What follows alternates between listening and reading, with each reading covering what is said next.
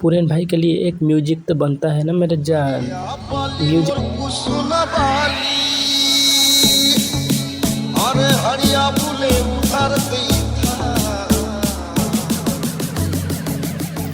छत्तीसगढ़ का ये पूरन भाई, उसकी गांव तरफ में भी हांडिया बहुत फेमस होता है।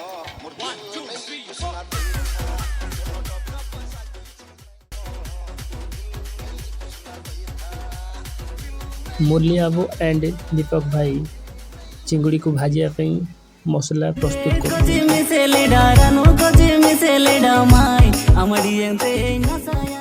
ये हूँ डॉक्टर भाई हांडिया प्रस्तुत करे पर बहुत नॉलेज रखी।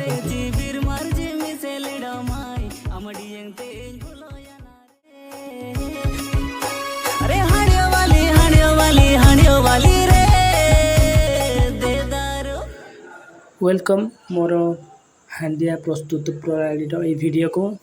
तो यही वीडियो में आपन को कहबी कि यही हांडिया जो प्रोसेस रो परंपरा ये हूँ आदिवासी संप्रदायर। तो ये जिनस बहुत भल देह पाई कि आपण को सुस्थ सबल रखिपारे। ये निशा जिनस नुह।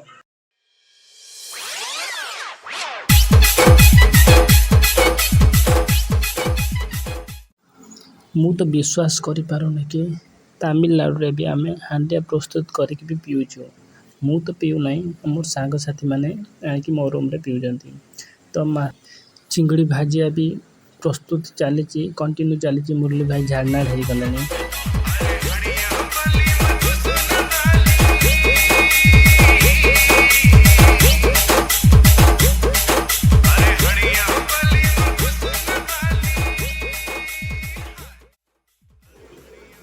मुझे कहीदेप चाहे कि एक्चुअली एमती होता आम सहित कि क्या पाखर जड़े मड़िका थिला। मड़िका बोले तो यही भातटा को पचेवाई किसी केमिकल किसी चेरमुड़ी तैयारी मड़िका ताको आम यूज करूँ कि भातटा को 3 दिन 4 दिन किसी जगार ठंडा जगह रखी दि जाए। भातटा पूरा संपूर्ण पची जाए। तो ताको आम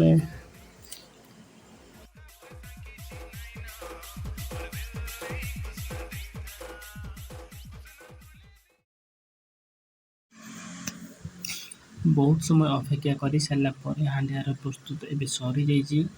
तो आम तो किसी समय घाटिबा घाटिकी वेट करवा कि टेस्ट कर देखिए कि हांडिया केमी अधिक पानी तो अधिक बहरिया तो ही न।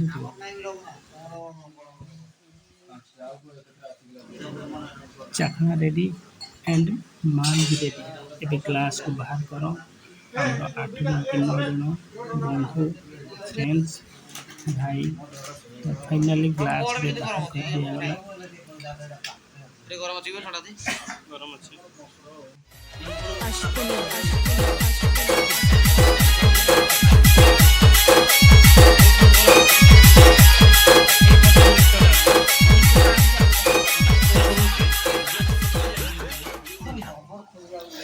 फाइनली ग्लास रे बांटिबा सरी जाइए। एवं आम ग्लास को उठेबा टकाटिकी धक्का धक्की करदेबा।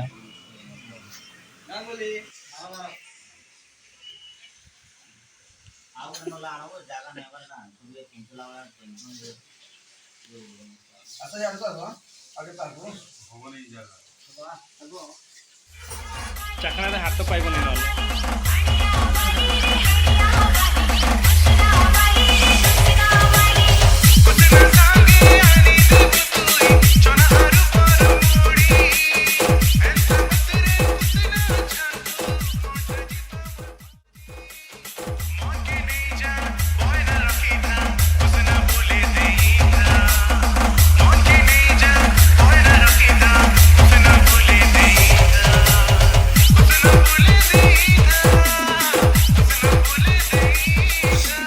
जोटी अच्छा भल था जो मान सहित अच्छा से सहित आप लाइव को शेयर करूँ।